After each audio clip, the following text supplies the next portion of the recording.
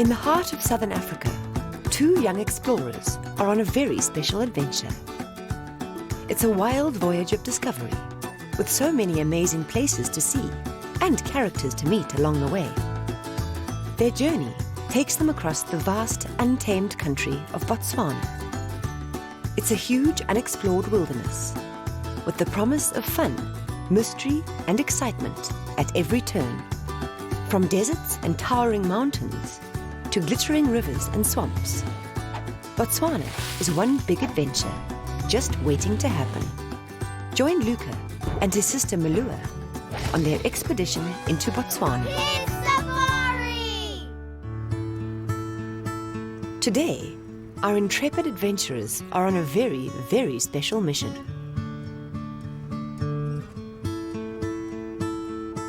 As they arrive at a small airstrip, they find a little aeroplane waiting for them.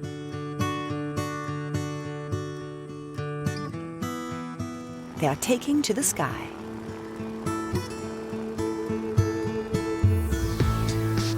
As they climb higher and higher, with the buzz of the engine in their ears, they watch as the beautiful Okavango Delta spreads out beneath them.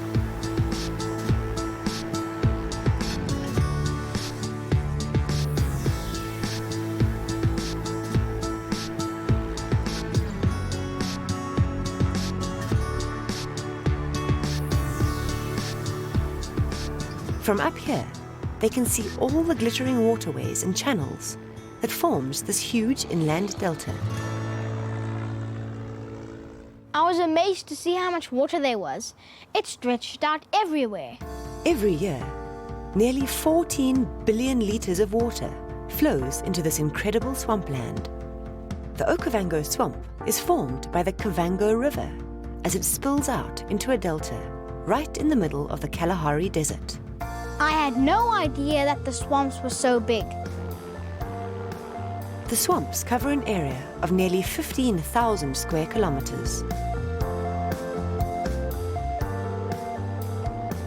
It's famous for being home to plenty of wild animals that come here from far and wide for the water and lovely green food.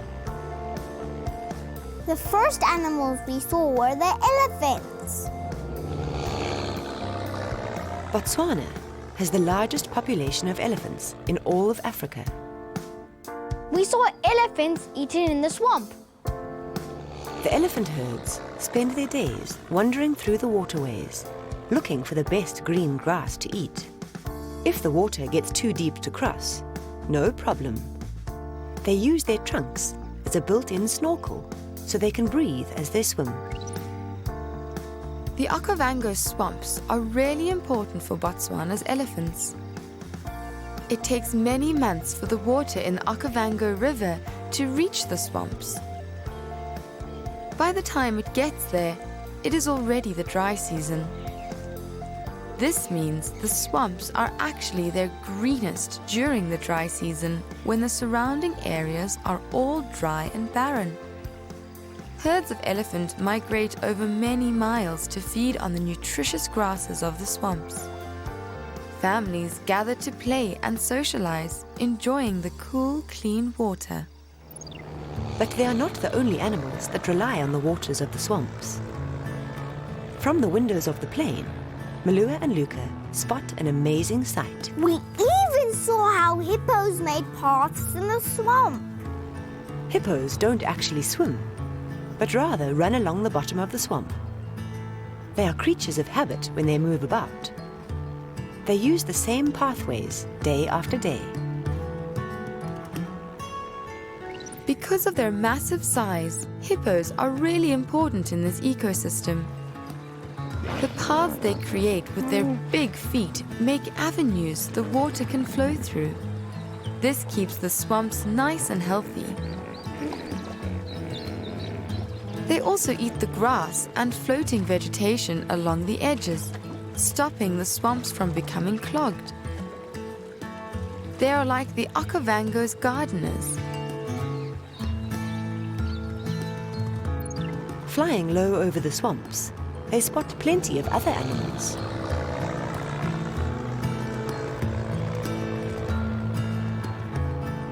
We saw giraffe, zebra, and a lot of plains game.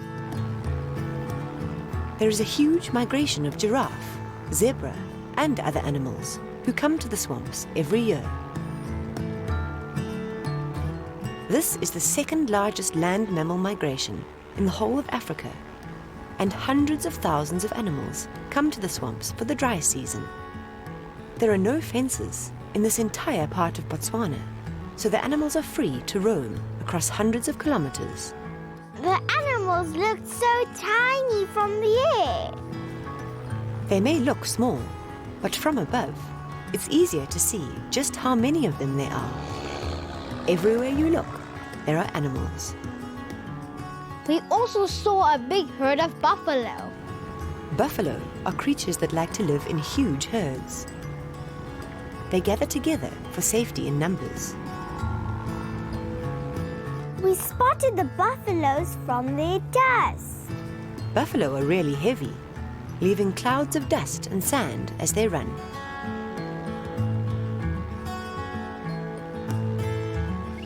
Buffalo need plenty of water, and they need to drink at least once a day.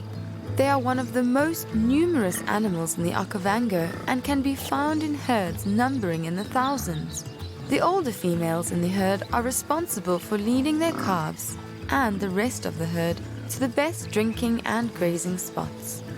Although they can swim, they prefer to wade through the shallower parts of the swamps to get to the lush islands that dot the landscape.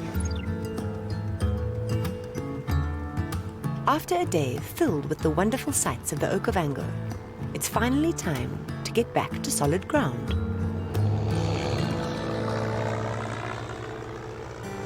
Their pilots turn for home, and after one last look at the swamps from the air, they approach the runway.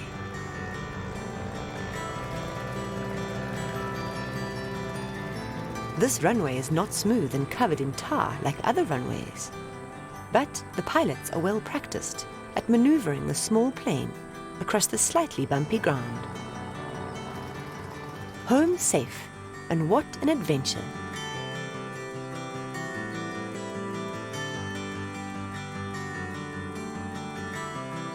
Join Melua and Luca on their next exciting kids safari adventure.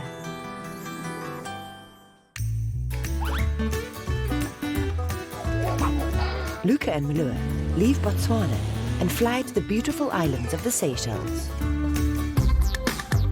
Far off the east coast of Africa, somewhere in the warm Indian Ocean, lie a group of islands so green and full of life. It's like a treasure box of new adventures just waiting to happen.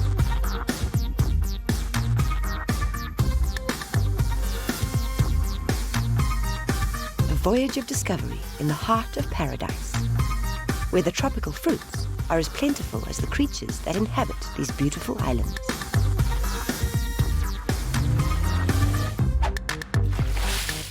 Join our two young explorers, Luca and Melua, as they venture to the Seychelles Islands. A little island, just away from the salty sea, lies a special oasis of fresh water. Where there's fresh water, there's bound to be life. And where there's life, there's opportunity to explore.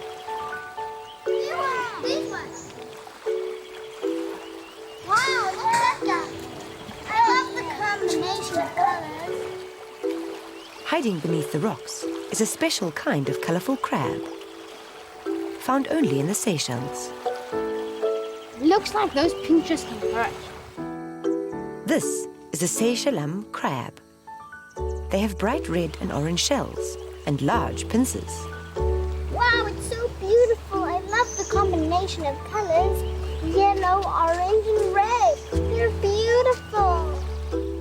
The crabs aren't the only inhabitants of the shallow waters. Look, there's a mudskip and a crab.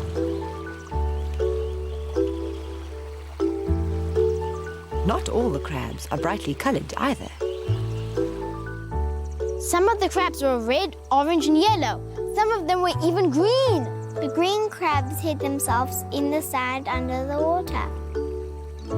This green crab is one interesting specimen. It has special eyes that let it see above the water, even when it's hiding under the sand. They have one large pincer for cracking shells and one small one for pulling food into their mouths. These green crabs are Seychelles ghost crabs. They have a green shell with pointy eyes that pop out the top of their head. They share these waters with the bright red and orange Seychellen crabs. All of them live in sandy burrows. The big pincers on these crabs are used to crack open the shells of the small mollusks they like to eat. Look, there's a mud skip. Now that's a fish out of water. These funny fish seem a little confused. You're not a frog, little fishy. But, just like frogs, they can survive in and out of the water. They can stay on land to soak up the sun, but in no time, they hop back in. The mud skips are awesome. They spend most of the time out of the water and they can even walk on land. They don't only walk across the land, but they also bounce across the water. Mud skippers are a type of goby fish. They use their front fins, called pectoral fins, to walk on land. Their long, fast tails move from side to side, allowing them to skip on the surface of the water without sinking. They have googly eyes atop their heads, which also lets them see above the water, even when their bodies are still below. Time to see what else they can find. I was amazed by all the different fruits. I couldn't wait to taste them. Melua, look, this is a starfruit.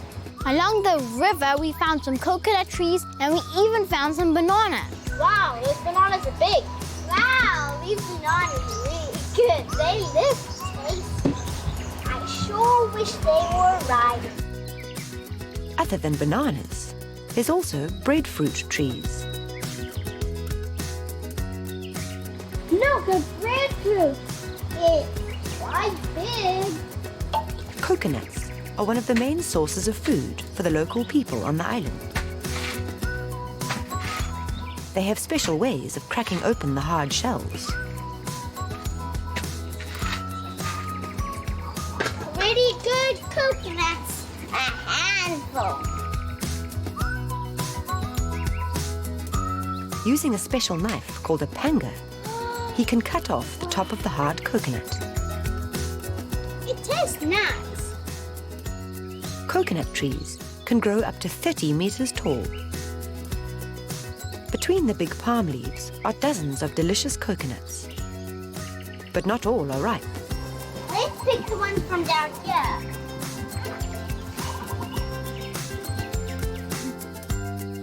The people of Seychelles know exactly how to get to the top of even the tallest coconut tree.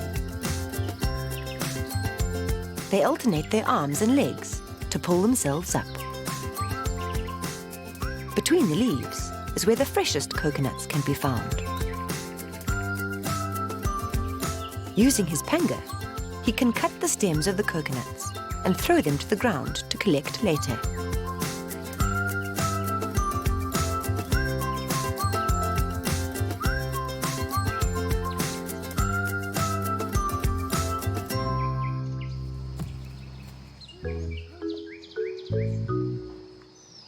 With his special technique, he makes climbing the tree look so easy.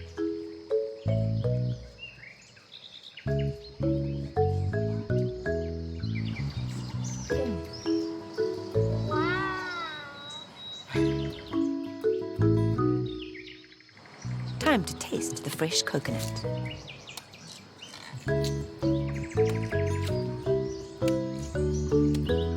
Inside every coconut is a sweet juice called coconut water, and it's very good for you. Cheers. Thank you. These are really sweet.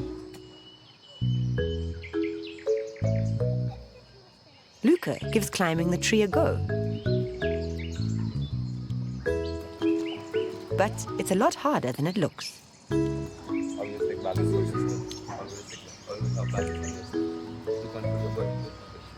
Help.